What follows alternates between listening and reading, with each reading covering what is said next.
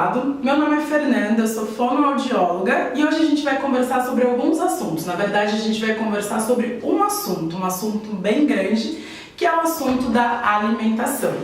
Antes eu gostaria de apresentar um pouco da fonoaudiologia para você. Talvez você conheça, talvez não. Mas a fonoaudiologia é uma área que está apta para trabalhar na saúde e na educação. O fonoaudiólogo trabalha em clínicas, hospitais, trabalha na própria casa, tem uma parceria muito legal com a área educacional, trabalha em equipe multiprofissional, seja como um educador, como um fisioterapeuta, com um terapeuta ocupacional, com um psicólogo e até com um assistente social. Eu, Fernanda, hoje trabalho em um centro especializado para a reabilitação de pessoas com deficiência. Então eu trabalho com crianças, adultos, idosos, jovens.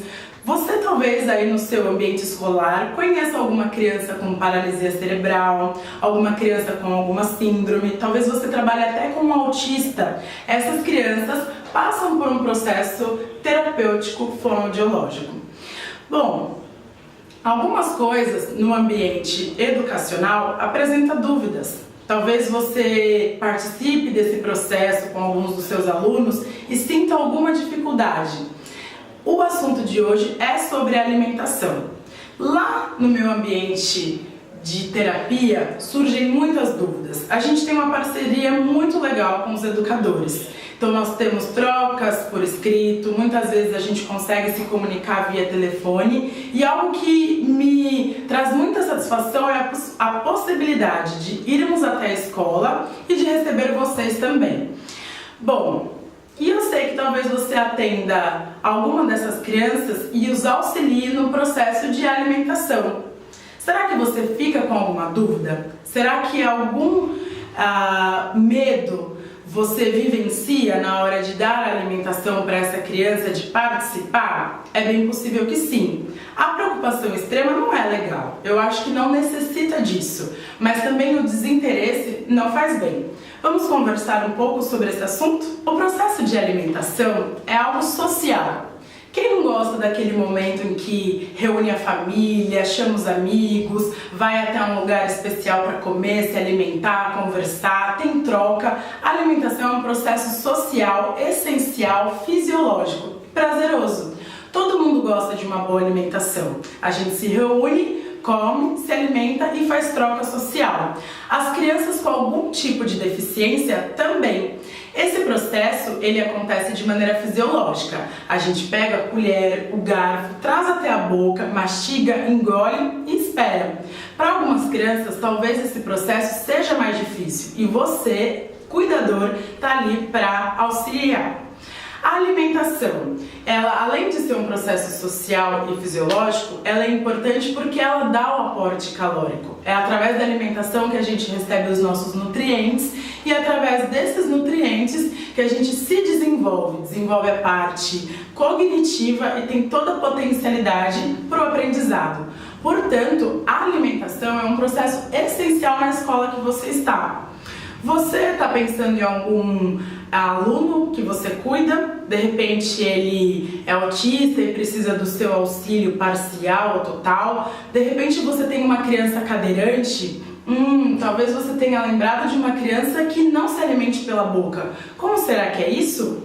Estamos acostumados a receber a alimentação pela boca. Contanto, existem outros tipos de via alternativa para a alimentação. Uma delas, e que talvez assuste alguma das pessoas, não só os familiares, mas também os cuidadores, é a gastrostomia. Mais pra frente a gente vai falar um pouco sobre ela. Para as pessoas com deficiência, em especial as crianças, o ambiente escolar, ele além de educacional, ele também é um ambiente maravilhoso, um espaço importantíssimo por conta da inclusão social. A inclusão social também está associada ao processo de alimentação. Como a gente disse um pouquinho mais para trás, a alimentação é um processo social. Portanto, quando aquela criança está na escola com você, ela vai passar por esse processo de alimentação que é social. O primeiro ponto, então, a se falar é que o momento em que a criança vai se alimentar, é importante que ela esteja com os outros coleguinhas da sala. Alguns cuidadores chegam para a gente e perguntam: será que é melhor cuidarmos e alimentarmos essa criança num outro momento, fora do barulho, distante de todo mundo? Pode ser que seja necessário para algum caso específico, mas para a grande maioria, não. Minha sugestão: se você tiver alguma criança que depende de você por conta mais da questão cognitiva, por exemplo, uma criança autista que tenha uma baixa cognição, talvez ela tenha um pouco mais de dificuldade para aprender sobre as coisas, minha sugestão é que você solicite a saída dessa criança alguns minutos antes, vá antecipando para essa criança o que ela vai fazer, como ela vai fazer, que sejam sempre em horários parecidos, para que quando ela chegue no momento específico para se alimentar e as outras crianças cheguem até ela, ela já esteja atenta e se lembre que aquele momento vai ser da alimentação. Com essa criança, por exemplo, se ela consegue segurar o talher por ela mesma, ótimo, mantenha isso. Se você precisa auxiliá-la, faça também de acordo com a sua experiência. Mas o mais importante no caso dessa criança é que você antecipe para ela, falando para ela o que vai acontecer e o que ela está comendo naquele prato. Então, por exemplo, vamos pensar no nome, Gabriel. Olha, Gabriel, agora nós vamos nos alimentar, é o momento da comida, olha que gostoso que tem no seu prato, foi preparado arroz, feijão, olha, vamos sentir o cheiro, Gabriel? Que gostoso! Então é muito importante que você fale com essa criança, se relacione com ela, antecipe os momentos e nomeie para ela o que ela vai comer, com quem ela está. Esse é um processo especial para ela. Não necessita que você dê tudo para ela na boca, sem avisá-la, sem que antes ela experimente e socialize naquele ambiente. Portanto, se aquela criança, por alguma razão, quiser tocar no prato dela, permita. Claro, tudo pensando no bom convívio social, não permitindo que ela faça muita sujeira ou bagunça. Mas se for possível, permita que ela segure um pedaço de batata, permita que ela segure a maçã na mão, que ela leve à boca, que ela sinta o cheiro. Esse é um processo especial e essencial na vida dela. Contudo, o que talvez cause maior dificuldade ou espanto em você seja naquelas crianças que usam cadeira de rodas, crianças que talvez não tenham controle cervical, crianças que de alguma maneira salivam muito, babam demais, não conseguem engolir com tanta facilidade como você está acostumada. Talvez isso cause maior tensão. Você chega para a diretora, para a coordenadora, às vezes tem cuidador que chega para os próprios pais e diz que não tem capacidade para auxiliar naquele processo tão importante que é a alimentação. Mas não se preocupe, você consegue. Apenas precisa saber algumas orientações e praticar. Uma coisa muito importante é que você precisa ter conhecimento da postura e do posicionamento daquela criança. Vamos pensar hipoteticamente em você. Será que a gente consegue comer estando deitado? Será que a gente consegue comer com uma garrafa de 2 litros de determinado suco, com a cabeça completamente virada, sem parar para respirar?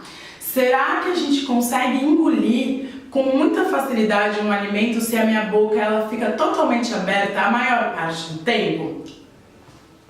Vamos pensar comigo. Depois você faz esse teste, ou enquanto eu falo, você pode tentar. Tente engolir a sua própria saliva com a boca aberta, sem fechá-la. Mais ou menos dessa forma. É fácil? Acho que não. Para mim é muito difícil. Muitas das suas crianças, que são crianças que passam com a gente no processo de reabilitação, têm esse tipo de dificuldade. Portanto, o seu papel também é auxiliar, é ajudar essa criança, para que ela não perca tanta força e energia nesse processo. Parece difícil, mas não é. Voltando, algo que é essencial, então, é que essa criança esteja sentada, bem posicionada, com uma postura adequada. Muitas crianças já vão chegar com as suas próprias cadeiras de rodas, e isso é maravilhoso, é ali que aquela criança deve se alimentar. Se essa criança que está na sua escola, por alguma razão, não tem, os pais não conseguem levar, de repente a cadeira quebrou e é importante que você coloque ela em outra cadeira, o ideal é que essa criança sempre esteja de frente para você. Nunca de lado, nunca atrás, com certeza não, mas sempre à sua frente, com uma cabeça bem posicionada, nunca muito para baixo e de maneira nenhuma para trás. Fique sempre atento com isso. No caso dessa criança também, vamos pensar numa criança que talvez tenha nascido com falta de oxigênio, se tornou uma criança que não fala, compreende um pouco do que você fala, talvez ela movimente parcialmente as mãos, talvez ela faça fisioterapia, terapia ocupacional, eu não sei qual é a sua realidade aí. Mas se essa criança consegue, de alguma maneira, ter a movimentação, permita que ela segure a colher, permita que ela tenha também contato com os alimentos, assim como a gente falou no caso de uma criança autista. Caso essa criança não se movimente de maneira nenhuma, você também pode fazer isso por ela. De repente pegue o alimento, uma colherada, passe na mãozinha dela, sem fazer muita sujeira, a gente não quer dar trabalho para você. Deixa com que ela sinta o sabor, que ela sinta o cheiro daquele alimento, assim como você faz quando antes de você saborear uma comida. Faça isso com ela também. E aí, a gente precisa ter alguns conhecimentos, na verdade, a gente precisa saber sobre alguns pontos que a gente vai retomar agora. Você, eu e muitos de nós nos alimentamos de todas as consistências. Então, se a gente for pensar nos alimentos, estamos acostumados a comer alimentos líquidos, como água, suco. A água a gente costuma chamar de líquido fino, é o líquido mais fino que a gente tem. Os sucos são líquidos, o leite é líquido, o café é líquido, o chá é líquido. A gente também conhece as consistências pastosas, um danone, um purê. Esse pastoso pode ser um pastoso bem homogêneo, que a gente chama, ou ele pode ser um pastoso heterogêneo. Sabe aquele pastoso que tem grãozinho? Por exemplo, uma banana amassada, um purê um pouco granulado. Essa é uma consistência que a gente chama de pastosa. E uma outra consistência que a gente se alimenta muito e que a gente se alimenta desde que somos pequenos é a consistência sólida. Ela pode ser macia, um pão de forma, por exemplo, ou ele pode ser um sólido mais duro, consistente, como o arroz, o feijão, um pedaço de carne. Contudo, no seu contexto, algumas crianças não se alimentam para todas essas consistências. Talvez a sua criança só possa se alimentar para a consistência pastosa. Será? Como será que você vai saber sobre isso? Fique atento se essa criança passa com um fonoaudiólogo, fique atento com a família sobre quais as consistências que essa criança pode se alimentar, converse com a diretora, com a coordenadora, se aproprie do caso, se aproprie da criança que você está cuidando. Bom, e por que essa nossa preocupação? A gente vai mostrar um vídeo mais pra frente e esse vídeo vai mostrar o processo que a gente chama de deglutição, que é o momento que a gente engole a nossa comida. Quando você vê um alimento, você fica surpreso, você sente vontade de comer, sua boca até saliva, é porque você vê uma imagem mental, você olha para aquele alimento, sabe que você gosta dele e tem vontade de comer. A gente chama isso de um processo voluntário. Você decide que você quer colocar o alimento na boca. Depois disso, lá dentro acontecem algumas fases. Quando ele vai passar por essa região, que é a região da laringe, esse processo já é um processo involuntário. E aqui, nesse processo, existe uma situação em que protege a sua via respiratória. Aquele alimento não vai para o pulmão. Agora, no vídeo, a gente pode ver essa situação.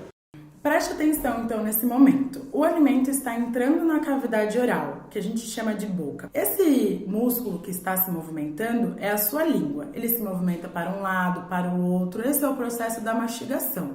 Repare como a língua no vídeo vai para trás, levando o alimento para a região da faringe. Ele desce rapidamente, uma tampinha se fecha, esse músculo se chama epiglote e ele protege a sua via respiratória, a traqueia, impedindo que o alimento vá para o pulmão. Como você pode observar no vídeo, o alimento ele pode seguir duas vias. Na verdade, estamos acostumados com o alimento indo para o nosso estômago, mas se a gente não tomar cuidado, esse alimento pode ir para o seu pulmão. Em algumas das nossas crianças, esse movimento de epiglote que você viu no vídeo, às vezes não acontece por alguma razão.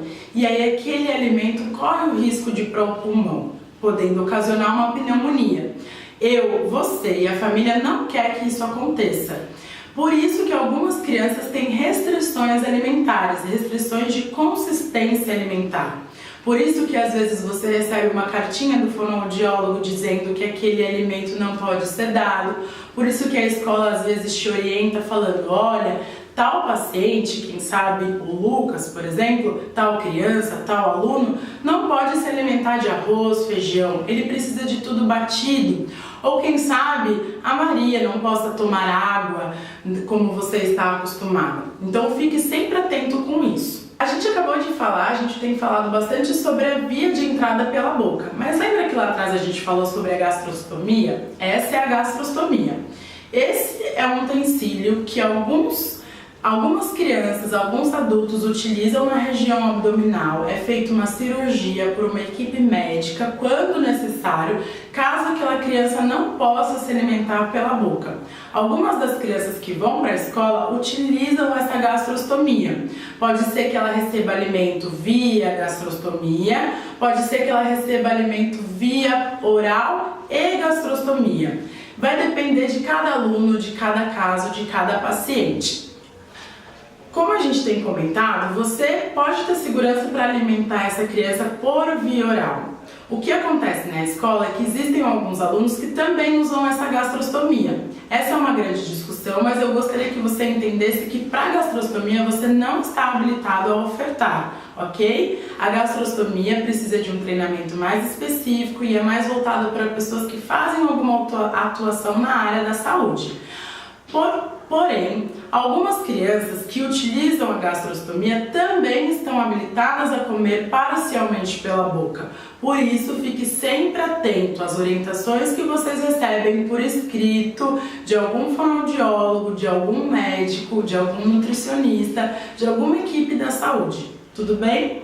Vale a pena ressaltar que essa criança que tem a gastrostomia, mas também está apta para receber alguma quantia de alimento por via oral, você precisa, o diretor, o coordenador, precisa receber isso por escrito do profissional e também com a autorização dos pais por escrito na própria escola. Tudo bem? Então vamos lá. Se você está com essa criança, com tudo isso que a gente explicou, não se desespere. Lembre-se, saia com essa criança talvez um pouco antes, coloque ela num espaço organizado, ideal e comece a alimentá-la. Retomando, esteja atento a qual a consistência que ela está apta para se alimentar, antecipe as coisas para ela, lembre-se da postura, do posicionamento, da cabeça, ok? E aí, o que você também precisa ficar atento? Quais são os utensílios que essa criança utiliza para se alimentar? Existem crianças de 5 anos que ainda estão na mamadeira. Existem crianças de 2 que já estão com a colher. Pensando nas crianças que vocês estão acostumadas aí como cuidadoras. Tudo bem?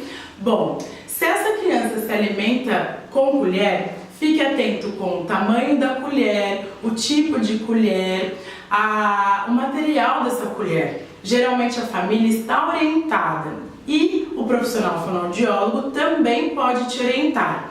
Mas como você tem sido um profissional diferenciado que está recebendo essas orientações, lembre-se, o ideal é uma colher de plástico, uma colher de silicone. Jamais utilize uma colher de metal com essa criança, é muito perigoso, pode machucá-la. Talvez a sua criança tenha um processo que a gente chama de travamento mandibular. Então pense comigo, você pega uma colher de metal, coloca na boca dela e de repente aquela criança trava a sua mandíbula.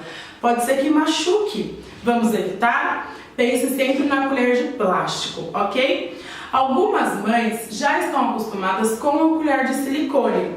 A gente conversa com a mãe e pergunta: mãe, será que tem como você deixar uma colher lá na escola? Algumas escolas permitem isso, outras não. Vale a pena conversar com a escola, pedir uma solicitação de algo por escrito desse fonoaudiólogo e deixar que aquela colher própria da criança permaneça na escola. A colher de silicone, que é mais maleável, que não machuca tanto a boquinha daquela criança.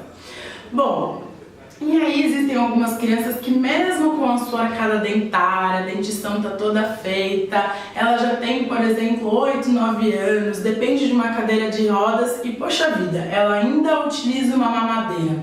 Será que realmente aquilo é o ideal? Será que às vezes a família que quer permanecer com a mamadeira? Será que foi orientação? Geralmente nós, como fonoaudiólogos, tentamos evitar a mamadeira, a gente tenta deixá-la um pouco mais longe, mas a gente entende a situação familiar, a dinâmica daquela criança, desse aluno, ok? Mas se essa criança se alimenta, recebe o alimento, de repente aquele líquido mais espessado que a gente falou, um líquido engrossado, um pastoso fino, e talvez ela ingere o alimento na mamadeira, certifique-se de que essa é a melhor. Como? Essa mamadeira não pode ter um furo aumentado, então tem muita gente que pega o biquinho da mamadeira, corta, não é legal, é bem perigoso para a criança. Se você como cuidador olha e fala, essa mamadeira tá com o bico furado, aumentado, converse com a mãe, converse com a coordenadora escolar e até com a diretora, mas evite o uso dessa mamadeira. O ideal é que a mamadeira tenha furo próprio e seja utilizada da melhor maneira, e a gente vai falar já mais pra frente. Algumas crianças já estão em uso do copo de transição, que é o que a gente prefere, que a gente acha de melhor, de mais apto para aquela criança, pensando inclusive no desenvolvimento, que a gente chama, é um nome difícil, estomatognático, que é essa estrutura muscular óssea da criança. O copo de transição é a melhor opção, vai evitar que os dentes fiquem muito alterados, muito abertos. Sabe aquela criança que usa chupeta por muito tempo, mamadeira por muito tempo e aí acaba desenvolvendo uma mordida aberta anterior? Aqui na imagem você pode ver. Essa mordida aberta anterior ela é provocada pelo uso exacerbado, aumentado de chupeta e mamadeira. Se você tiver um aluno assim, converse, pergunte para a mãe, questione. Pode ser que infelizmente ele tenha que se alimentar da mamadeira, mas se for o copo de transição, abuse desse utensílio, tudo bem? E um outro ponto que vale a pena ressaltar, já falamos então da colher, do copo de transição, da mamadeira. Existem algumas crianças que utilizam um recurso que você já deve ter ouvido, que é o espessante alimentar. O espessante alimentar é um produto que não tem sabor, que não tem cheiro, que não tem carga energética, nem serve como nutriente. Mas algumas crianças precisam utilizar porque ele vai espessar o líquido. Então lembra que a gente falou do líquido fino, a água, por exemplo? Algumas crianças não podem receber o líquido fino de maneira alguma, porque aquele líquido pode ir para o pulmão. Mas ela precisa receber água, não é? Sim, ela precisa. Como que a gente vai fazer isso? A gente vai espessar essa água. Então por isso que algumas mães, alguns pais chegam até a escola falando, olha, meu filho ele bebe água espessada. Com certeza o fonoaudiólogo que explicou, que liberou o uso desse espessante, explicou como, a quantidade e a maneira de espessar. E a minha sugestão é que você pergunte para os pais, para a mãe. Ela sabe como fazer isso, tudo bem? O espessante tem de inúmeras marcas, tem as mais baratas, as mais caras. Quem vai utilizar esse espessante que vai observar qual que é o melhor. Os pais costumam levar esse espessante até a escola. Algumas diretoras ficam meio preocupadas, mas é importantíssimo e essencial que aquela criança beba água na escola e, se for preciso espessar, ela precisa desse produto.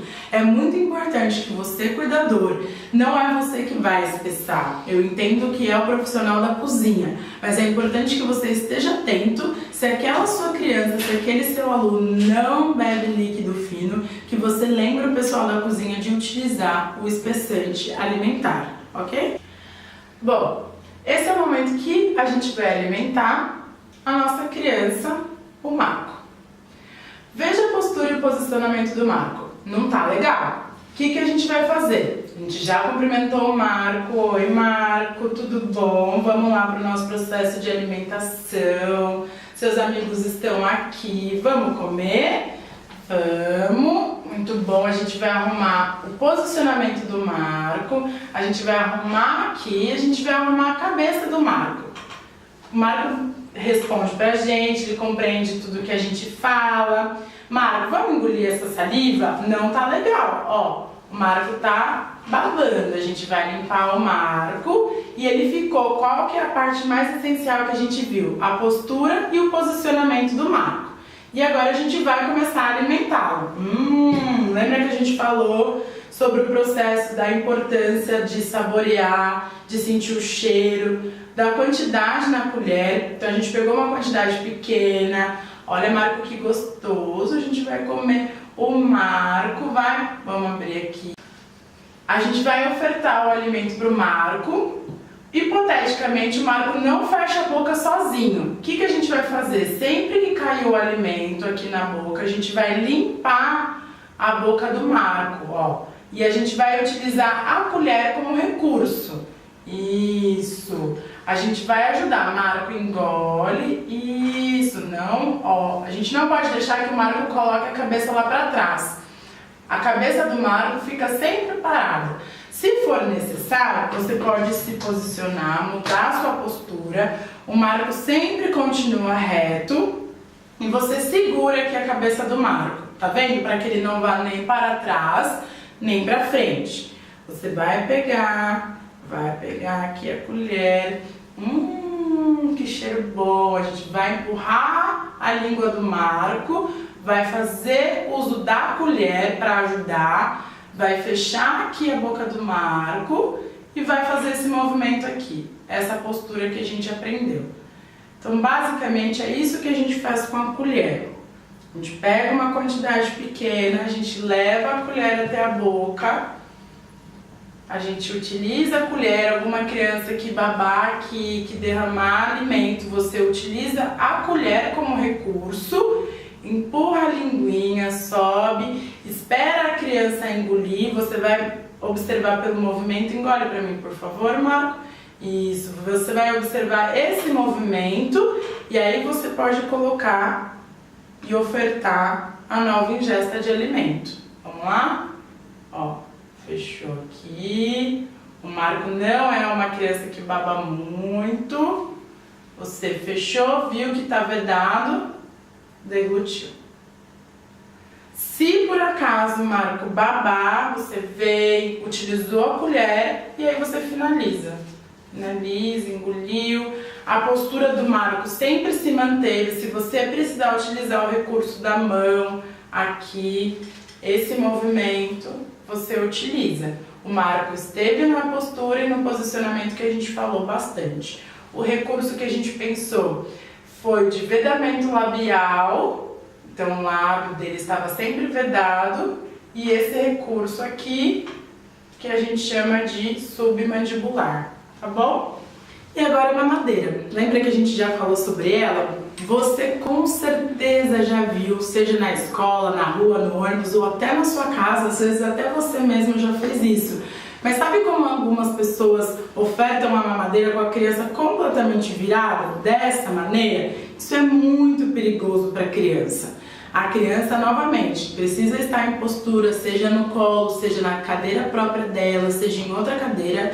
Lembre-se sempre da postura. Isso eu quero que vocês realmente decorem. Postura e posicionamento. No caso da mamadeira, quem vira sempre vai ser a mamadeira, nunca a criança.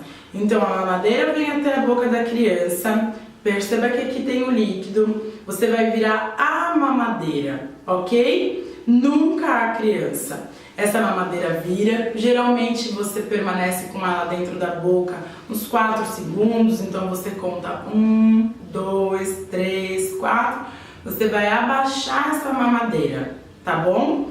É ela quem abaixa, é a mamadeira quem sobe, é a mamadeira quem abaixa. Aqueles movimentos que a gente falou com a colher, você também pode utilizar aqui. É claro que alguns profissionais têm maior habilidade com a criança no colo, sente-se mais seguro se aquela criança está mais aconchegada a você, não tem problema. O ideal é que ela nunca esteja deitada com a cabeça completamente estendida ou completamente para baixo, tá bom? Sempre em linha reta. Então lembre-se, mamadeira, lembre-se do furo, do bico, não pode ser aumentado, tá bom? Ah, mas a mãe, a criança hoje vai ser mingau. sabe aquele mingau? Dê na colher. Aquela criança já está apta para a colher, já foi liberada, use a colher, não a mamadeira com um furo aumentado. O copo de transição, aquele que a gente conhece que tem um biquinho, ele segue a mesma logística da mamadeira. Copinho vira, copinho baixa, copinho sobe, copinho abaixa, tá bom? E agora eu queria dar um plus para vocês.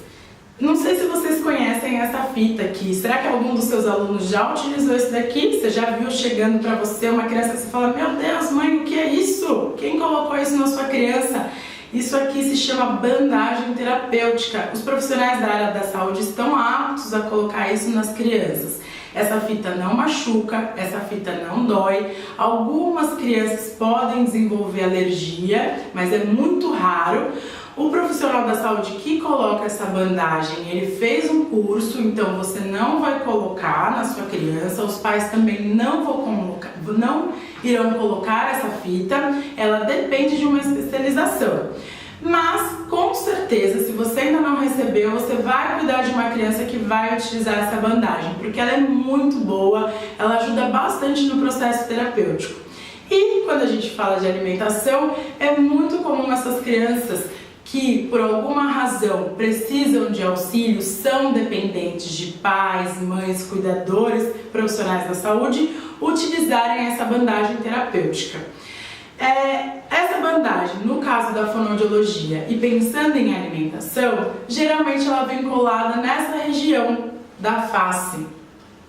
Aqui, aqui e aqui. Não se assuste, não está machucando a criança, não está doendo. Se a criança tentar retirar, você segura. Se sujar no processo de alimentação, não tem problema. Se você perceber que aquela criança baba demais e aí tá molhando a bandagem, possibilitando inclusive a retirada dela, não se assuste, espere, fale com a mãe quando a mãe chegar e deixe a cargo da mãe em conversa com o profissional da saúde. Você não retira e você não cola de volta, tá bom? Essa é a bandagem terapêutica. Aqui o Marco está com uma bandagem terapêutica na região da bochecha, dos lábios e aqui na região da laringe. Então, provavelmente a sua criança pode aparecer com tudo isso ou apenas com a da região oral, perioral, como a gente chama.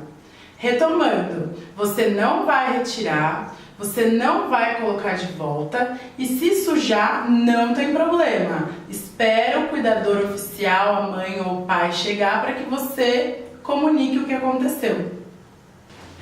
E aí, ficou claro para vocês? Eu espero que sim. A gente falou sobre um processo importante, essencial, natural e que você pode auxiliar bastante, o processo de alimentação e deglutição. Então a gente falou sobre consistências alimentares, a gente falou sobre maneiras de alimentar uma criança com algum tipo de deficiência e sobre os cuidados que você pode ter com ela. Mas, para a gente pensar um pouco mais, para vocês pensarem um pouco mais, aprenderem e até terem dúvidas, tudo bem a gente ter dúvidas, é através delas que a gente aprende. A gente vai falar sobre um caso e aí vocês vão discutir, debater e dar as respostas de vocês lá no fórum. Vamos pensar, uma criança, um menino de 3 anos. Esse menino, ele nasceu de parto cesárea, estava acontecendo um sofrimento fetal, a criança faltou oxigênio, ficou roxinha, precisou ficar muito tempo internada numa UTI neonatal, digamos aí uns 40 dias. Sim, existem crianças que ficam até mais do que isso internada numa UTI neonatal. Essa criança naquele período levou várias picadas, recebeu transfusão de sangue, precisou do uso de oxigênio, se alimentou por uma outra via alternativa que a gente nem comentou muito, mas que é a sonda. Depois foi liberada para ir para casa com alimentação por boca e foi para casa. E essa criança está no nosso serviço há aproximadamente 1 ano e meio, faz tratamento com fonoaudióloga, terapeuta ocupacional e se alimenta por boca. Ela não usa gastrostomia. Porém, é uma criança que usa cadeira de rodas, antigamente ia com carrinho, às vezes precisava se alimentar no colo da cuidadora, mas hoje já tem a sua cadeira de rodas. Ela vai para a escola com a mãe e permanece o período integral nessa escola. A consistência consistência liberada para essa criança é a consistência pastosa. Ela se alimenta apenas para essa consistência. E o líquido espessado, o líquido engrossado. Essa criança está aí na sua escola com você. Ela frequenta a sala, tem outros colegas e precisa se alimentar. Como será que essa criança se alimenta? O que será que você vai fazer? Que tipo de recurso essa criança vai precisar? Qual seria o seu posicionamento? Já daria o alimento para ela? Faria alguma coisa antes? Vamos pensar sobre esse assunto? Então é isso, pessoal. Muito obrigada pela oportunidade, obrigada por estar aqui com você e até o próximo vídeo.